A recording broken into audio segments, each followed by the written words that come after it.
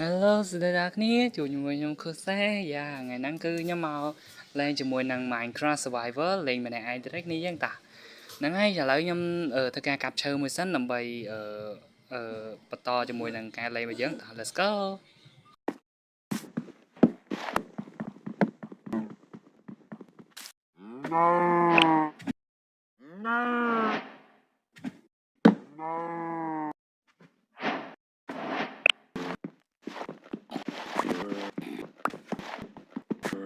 អូខេបន្ទាប់ពីខ្ញុំបានថ្មមកហើយខ្ញុំមកក្រាស់ tool មួយ set អីចឹងណាទុកប្រើប្រាស់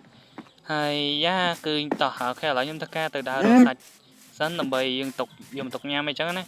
យ៉ាភ្នំនេះស្អាតមែនតើតោះ Let's go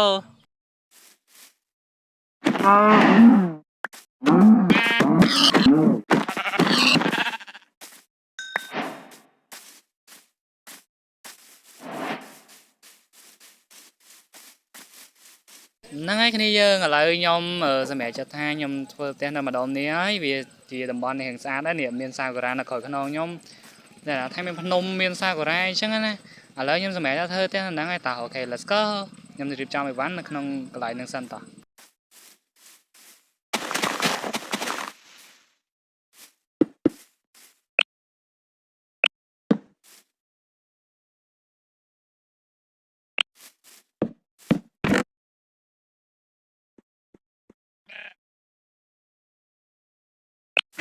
អូខេហ្នឹងហើយឥឡូវខ្ញុំធ្វើការតកាប់ឈើមួយសិនតោះ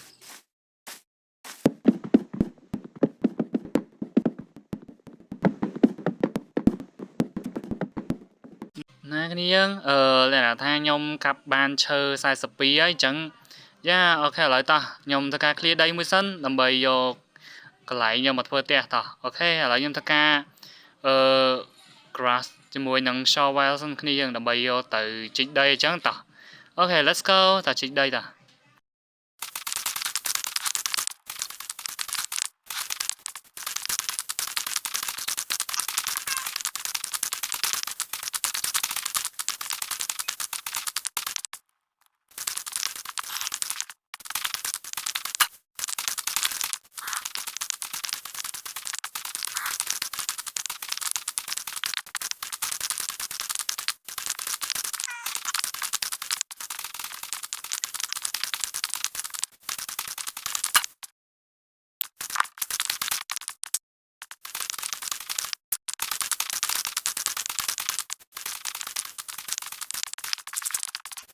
ណាគ្នាយើងចឹងខ្ញុំបាន clear ដីរួចរាល់អស់ហើយយ៉ា